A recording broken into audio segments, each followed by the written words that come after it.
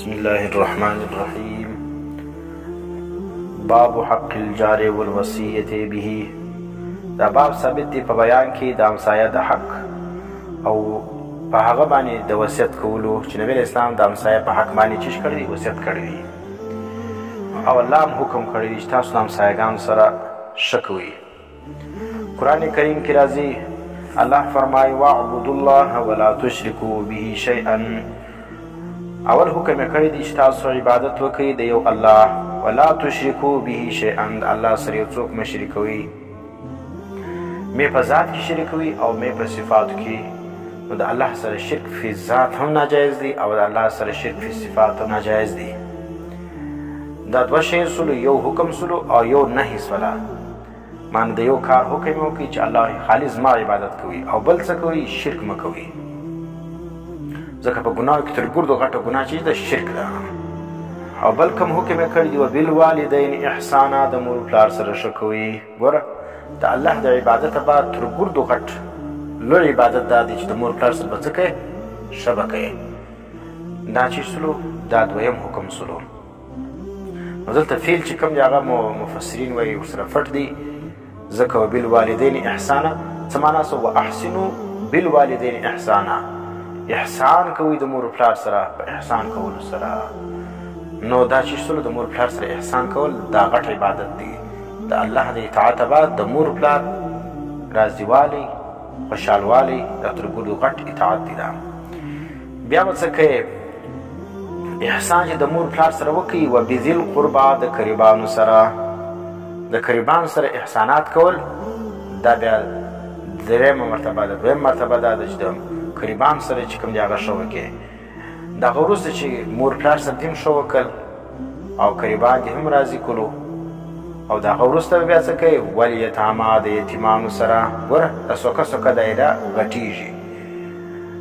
نو د یتیمانو سره ښه کوه. بیا یتیمان چې دې هم دغه کړه، ځکه یتیم چې کوم دی هغه پلار نه لري، تر ګردو ضعیف سوی دي، کمزوري دي، نو د هغه سره ښه کوه.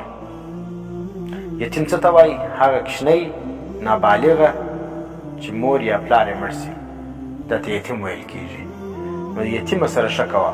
والمساکین، بل د مسکینانو سره ښه کوه. مسکینان هغه ته وایي چې هغه صاحب نصاب دی، پیسې نه لري، زکات نه ورباندې فرض، نو دا ته چې ویل کېږي مسکین ویل کېږي. بس دومره قدر پیسې لري چې خپل ګزاره اسماعیل پې کېږي.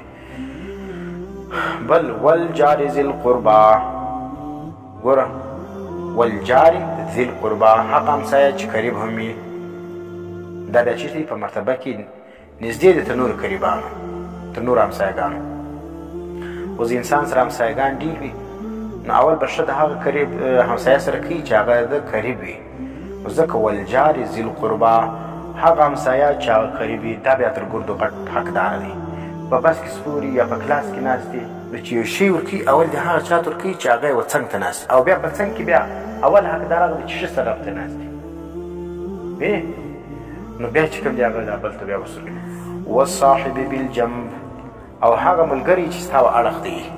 وینې، نو هغه ملګری چې ستا اړخ ته ناست دی دا ډېر حقداره دی. نو دا رقم ښځه او سړی، د ښځې ملګری سړی دی او د سړي ملګری ښځه ده، دا هم یو پر بل باندې اول حقداره دی چې دوی به یو بل سره ښه کوي، احسان به کوي. دا رقم هغه ورونه، هغه خویندې چې هغه سره پسې وي هغه به هم چیش کوي، هغه صاحب بالجنب دی. دا ځکه ستا په اړخ کې دی، دا ستا وروسته دی پیدا سوی دی. وینې، نو ځکه د هغه سره به ته چیش کوې ښه کوې. صاحب بالجنب وابن السبیل، او بل د مسافر سره ښه کول. وینې، سړی دی هغه په سفر باندې تللی دی، نو په سفر کې چې کوم دی هغه د سره شی نشته، نو په کار دی چې ته د هغه سره چیش وکړې، ښه وکړې، احسان وکړې، خرچه ورکړې. وینې، یا سواري نه سواري انتظام ورکړې، ډوډۍ نه ډوډۍ ورکړې، دا مسافر دی. وما ملکت ایمانکم، هغه چې مالک وي لاسونه ستاسو. څه معنا؟ او دا رقم که کورونه وي، نو هغه کور اول حقدار دی چې هغه چیش وي ستا سره پر سید باندې وي، په اړخ کې وي. بیا هغه کورونه چې هغه اخوا دي بیا هغه حقدار دی. شما ملکت ایمانکم منځي غلامان، حیوانان، دا ټول پکې داخل دي. د هغو سره به بیا چیش کې احسان کوې. پسې دې راوستلی دي، اوبه نه وراچې، خوراک نه ورکوې، یا غلام دی مینځه ده، هغه دی چې کوم دی هغه ستا خدمت کوي لیکن ته هغو ته خرچه نه ورکوې او د هغو سره د خوراک او د اوبو د دې انتظام سم نه ورته کوې. نو الله ته وایي وما ملکت ایمانکم چې مالک دي لاسونه ستاسو، نو ستا اختیار په هغو باندې چلېږي، حاکم یې، بادشاه یې، وزیر یې، وینې یا د ادارې سربراه یې. نو ما ملکت ایمانکم اصل کې حکم د منځو د دپاره دی چې منځ دا سره ښه کوي، غلامان سره ښه کوي.